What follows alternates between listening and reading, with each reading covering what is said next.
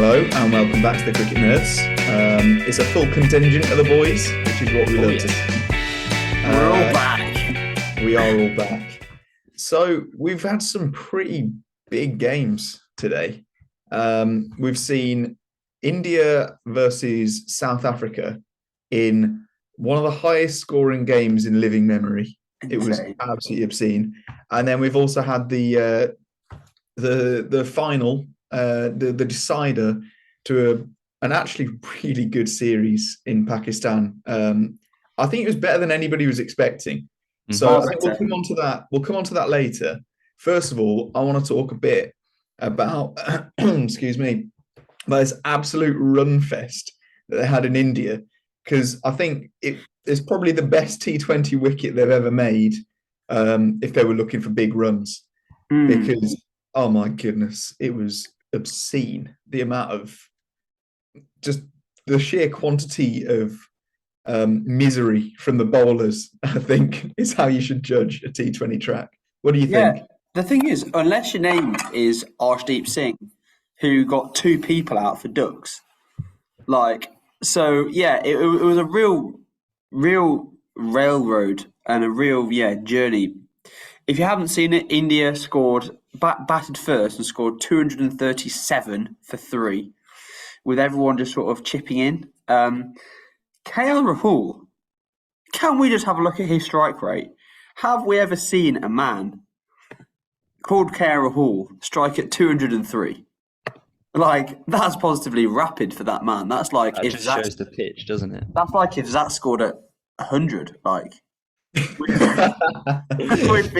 we'd be all over the place. I do find it odd when not odd, but because we know the class of KL Rahul, we know he can play these kind of innings, and when he does, he usually comes up in an interview saying like, "Well, yeah, I'm playing the cricket I want to play. Like, this is what I play like when I have freedom." It's like, no, you play like that when you have a good day. You've got class, and I think it's just when he feels good, he then plays amazingly. You're right, Bench. I don't know, my camera just went off for a second there for no apparent reason. Let's just carry on. I think he played out of his skin. Sorry, I'm really struggling today. Zach, what was your thoughts on Virat Kohli and Sky? Well, I thought they had to kind of push on a bit when they were going at 10 and over, really, because it's not good enough, is it? They needed to get to 230, 240. But yeah, you sound like Pakistan fans when they're talking about Babar and Rizwan. Well, if you look at Rohit Sharma's innings of 43 off 37, that was pretty slow going, really. It's almost test match standard. But yeah, Kohli and Suryakumar Yadav, I think with Kohli back in form and Suryakumar Yadav batting the way he's batting, they're just a different class, aren't they, when it comes to batting in general. Sky in particular, proven himself to be the best 2020 batsman every single game. I think what's incredible about his batting is the consistency of it, because in 2020 cricket, if someone's like Suryakumar Yadav, who's trying to score at 200 plus strike rate every game, they're bound to have a day off, aren't they? They're bound to have the odd game where they get out cheaply, or a run of games where they get out cheaply, but he's day in, day out getting 60s off hardly any deliveries, and it's ridiculous. Maybe they should open with him, because at the moment he's a bit wasted coming in at 4. Well, they did during one of the series. I think it was South Africa. They opened with him. As of this game, Suryakumar Yadav, in his short career from 2021 to 2022 in internationals, has now got the highest out of all T20 career strike rates. He has a career strike rate of 177.26. Ridiculous. Tops the list, even now ahead of the blokes from Romania and Hungary. So it just shows you the type of hitting and the type of cricket that he's playing. And it is genuinely a class above the rest of every other person currently in world cricket. It's ridiculous. A moment of silence, boys, for the economy rates of the fast bowlers from South Africa. Yeah, that was pretty shocking. And I mean, big shout out to Maharaj because I think he bowled like an absolute demon to go under a runner ball because it was not the track for it. I was gonna say, I think Rishabh Pant is suffering from an identity crisis in T20 because I don't know. It's going to sound really harsh. I don't know what the point of him is in this India side. I don't know what his purpose is because they send Dinesh Karthik in as the finisher. That's his role, which, can I just say, he was very good at. 17 off 7. Yeah, that's job description nailed. Rishabh Pant, I don't understand it because, he is somebody that has played in all of the positions, I think. He's been the opener.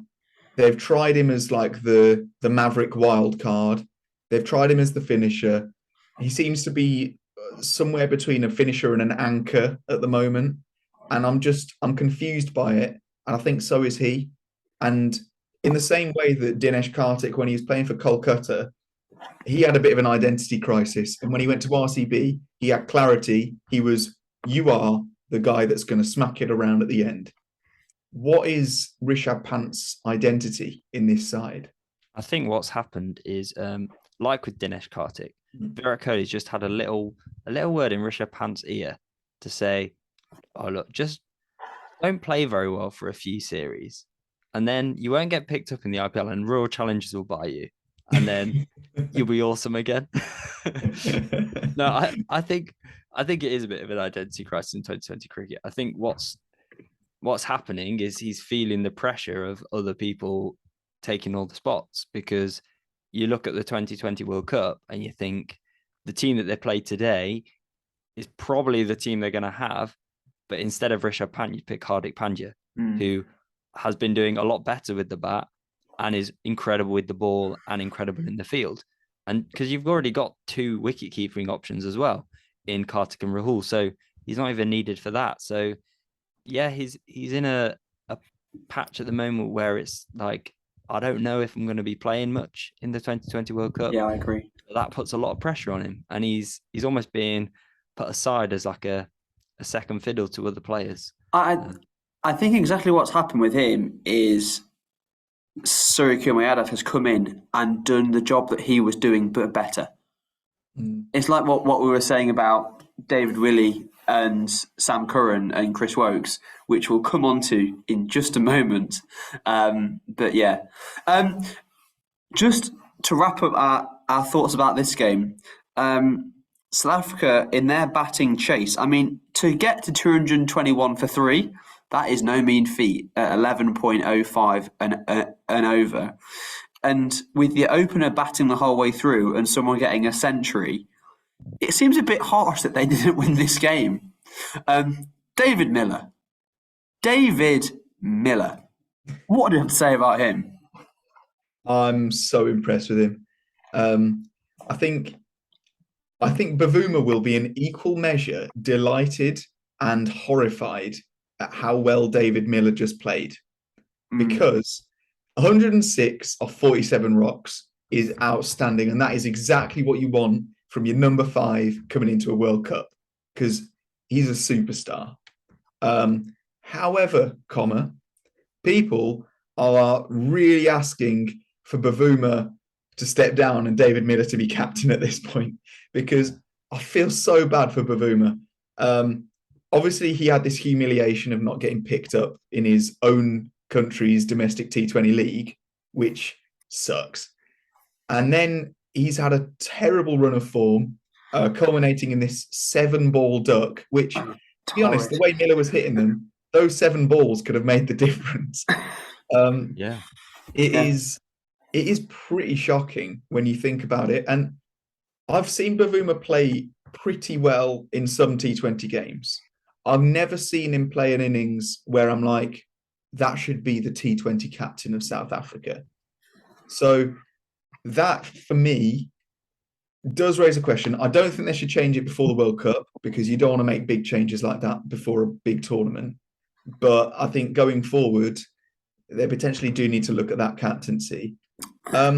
Zach, I want to get your thoughts on India's bowling, because my boy Arshdeep did very well at the start and then not very well at the end, which is not usually his MO.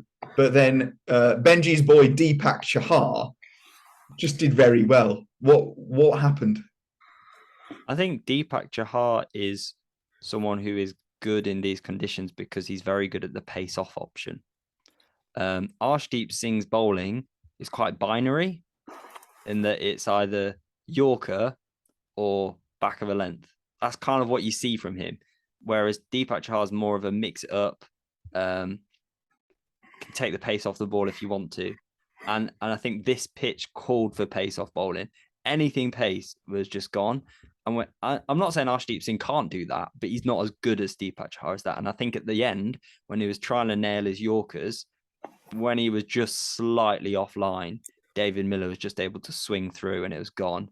And unfortunately for Arshdeep Singh, today was the day where he didn't quite deliver with his death bowling. And we can't expect it to happen every time, can we? I mean, I think we should be happy as fellow James supporters for Punjab Kings that Arshdeep Singh is starting to bowl well at the top of the innings. I think that's a big plus. So let's not take anything away from Arshdeep Singh. Today it's just been one of those days where the batsman was firing, and if you misfire, that's it. The thing about that bowling attack with Deepak Chahar and Arshdeep Singh is, I think if it was the World Cup, you'd see Bumrah and Bhuvi. They would be the two that are chosen. Now, there's an argument to say that Ashwin would get dropped because they wouldn't play two spinners in Australia. But then maybe it's always good in T20 to have that extra spin option, and maybe you'd have Hardik Pandya come in for Rishabh Pant to bowl that additional overs of seam if you need it. But I think with a couple of changes, this is the India team that we'll see in that World Cup. I think Deepak Chahar, his bowling was the difference in this game. As you've just said, James, that maiden that he bowled in the first over to Bavuma, I think that did make the difference, because if there was an extra over, like South Africa went at 11 an over, right? With some runs in the first innings, that's a 5-run difference, and that's one hit. So like, it really was the difference in the game. Just a last point on this before we move on. I think Temba Bavuma is the new Owen Morgan of world cricket. Just putting it out there. Specialist captain. But we'll see how that goes. Right, let's move on. Let's talk about England versus Pakistan. So, England versus Pakistan, we saw the finale of what has been a fantastic series, I think. It has delivered on way more expectations than everyone held. 4-3 to England in the end, which was the result that we all wanted.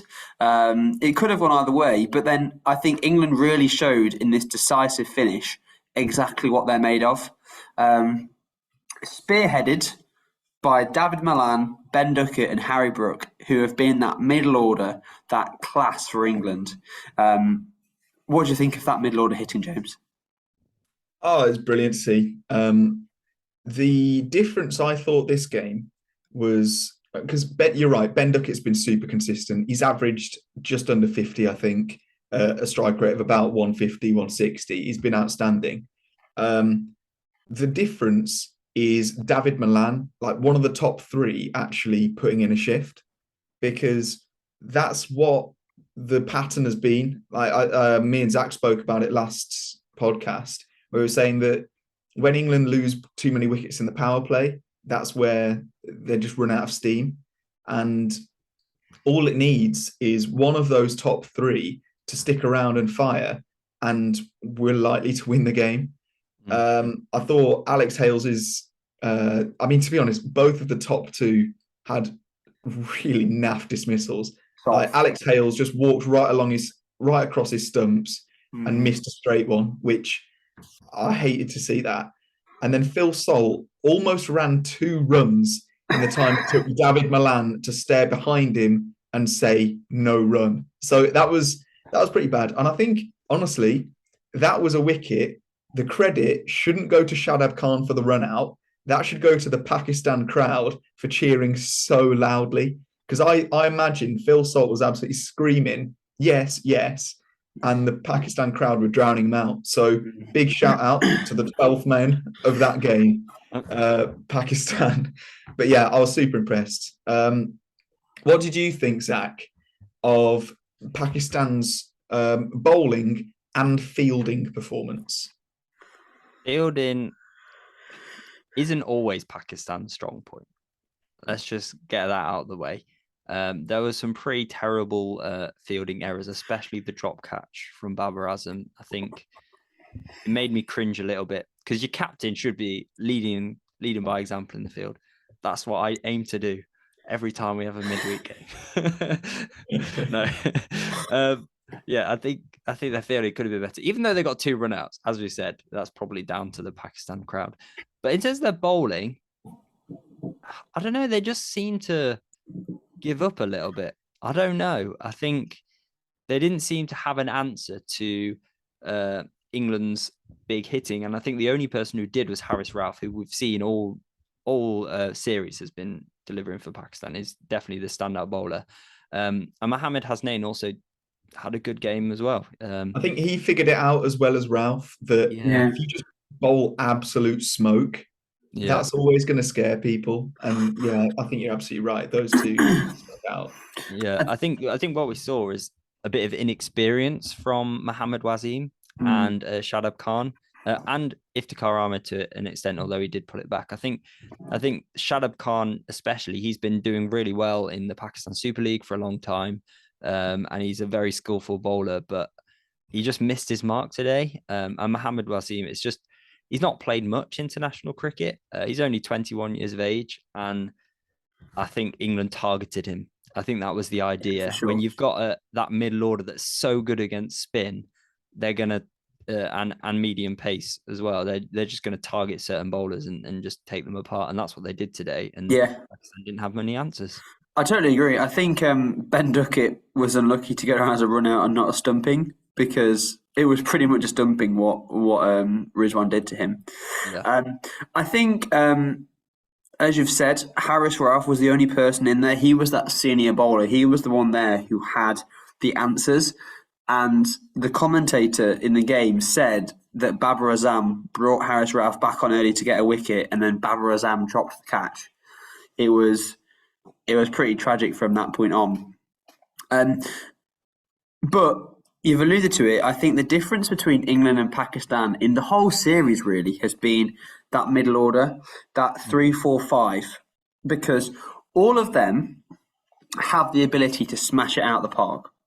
If you look at Hales, Ali. That's it. And even in this one today, Curran, William, Woakes, they all have the ability to hit big. Whereas if you look at the Pakistan team, you've got Rizwan and Babar, and then Shan Masood, but he's more of a touch player. Iftikhar Ahmed can smash it, but if he miscues it, he's out. Asif Ali, the same thing there.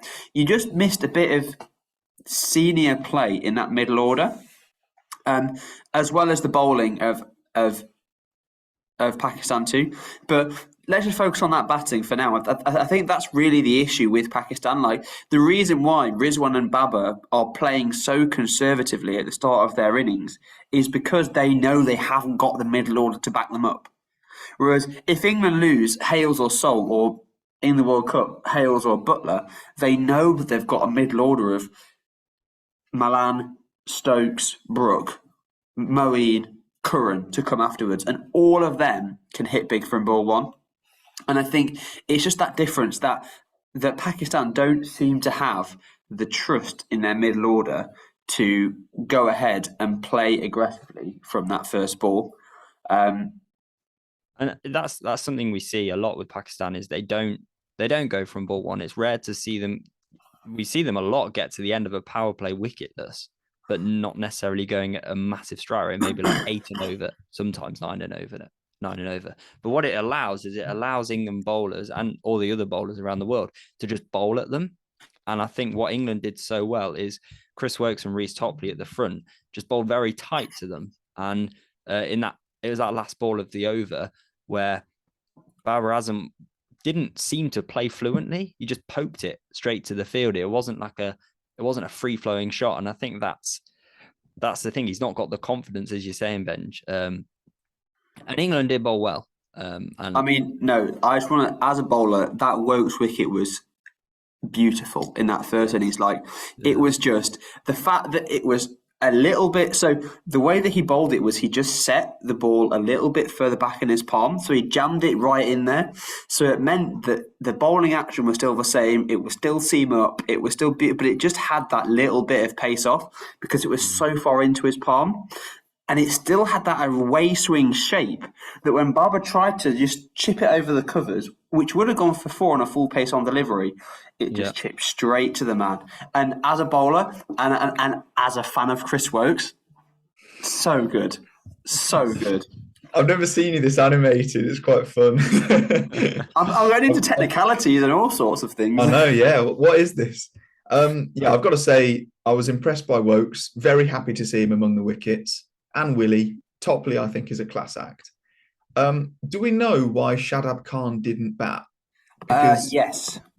I think he was injured. So the commentator said that they think he tweaked something in his back. Oh, dear. While he was fielding or bowling. Let's hope that he gets better soon, because I think he's an absolute standout in terms of ability for Pakistan. So hopefully he can get better soon. There's also some more injury troubles for Pakistan. So there's a get also into Shahan Afridi, who should be back for the World Cup, but also Naseem Shah, who's been hospitalised as a result of coronavirus. So he tested positive for COVID-19, and then he had to visit hospital after being diagnosed with pneumonia. So it's unlikely that Naseem Shah, who's been that express pace left-arm bowler for Pakistan since Shahan Afridi has been injured, it's unlikely that we'll see him in the World Cup, which will be a shame. One sort of thing I would like to pick up that Zach pointed out earlier, not on the podcast, was that Adil Rashid is obviously a huge fan of this podcast, because he took his wicket, he went tight, and he bowled the googly so much more, which was my advice. And anybody that's ever seen me bowl will know that I'm an expert leg spinner. So you're welcome, Adil. I'm more than happy, Matthew Mott, if you want to hire me as a consultant, that's absolutely fine by me. What are your thoughts, Zach? Well, you touched on Matthew Mott, and I think what's good about Adil Rashid is that he's tried his best this game, and I think that he could be one of those players that Matthew Mott just gets rid of. He's been quite harsh in terms of a lot of the decisions he's made. And when you look at this England team, when you think about the team that they had last year, the only constant is really David Malan. Because you look to previous years, you've had Butler and Roy opening. Mark Wood. And then you'd have, I'm thinking more batting, because you'd have Bairstow at 4, Stokes at 5, Morgan at 6. And this England top 5 is completely different other than David Malan. And yet they've been England's standout players. And I think in a way, England have made a lot of the games in this series a lot closer than they've needed to be. And in these last 2 games, they've just kind of outshone and taken it away from Pakistan. And I think it just shows the depth of talent in English white ball cricket at the moment. It's ridiculous. And Matthew Mott should be working with these, and he's giving these youngsters a lot of opportunities. And I think it's going to help them in the long term, and we're going to have a great squad for the World Cup, and I'm looking forward to it. Yeah, absolutely. I think that's a perfect place to end. Thank you so much for watching. Don't forget to like and subscribe. Tell your friends about us. Tell them to watch the last podcast.